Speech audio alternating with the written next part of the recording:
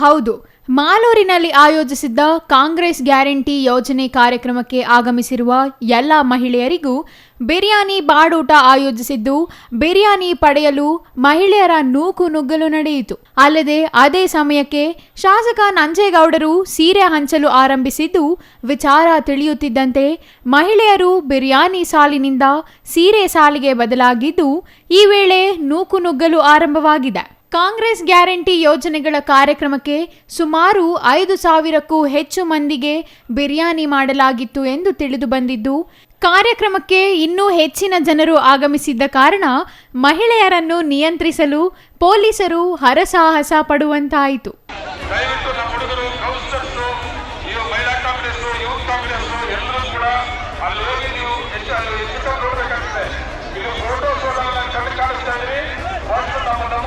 ನಮ್ಮ ಕಾರ್ಯಕ್ರಮಕ್ಕೆ ಸುಮಾರು ಹೆಣ್ಮಕ್ಳು ಅವರೆಲ್ಲ ಗೌರವವಾಗಿ ಅವರಿಗೆ ಕಳಿಸ್ಕೊಳ್ಳುವಂತ ಜವಾಬ್ದಾರಿ ಮಹಿಳಾ Congress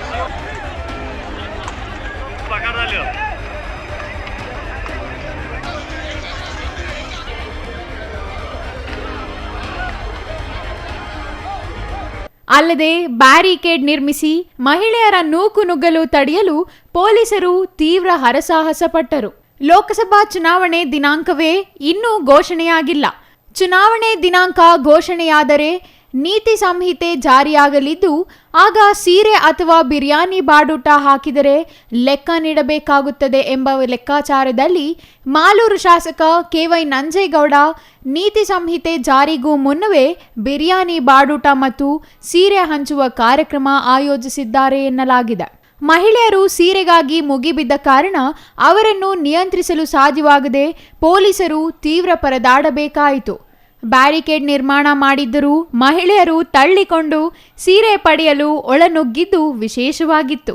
news bureau, CTV news, Chikkaballapur.